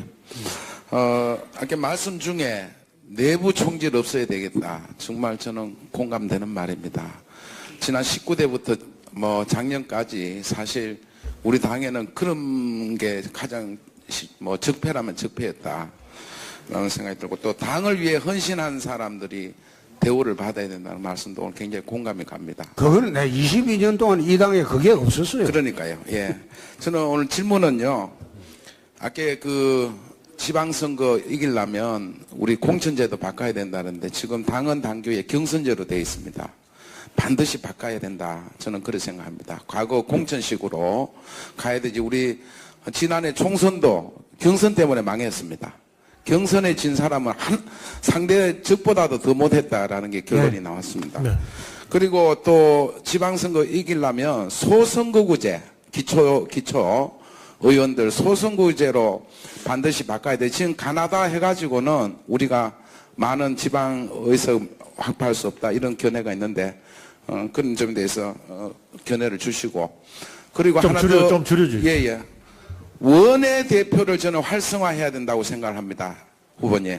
원내대표는 안에서 정책하고 원내대표는 우리 당 활동 그리고 국민들의 요구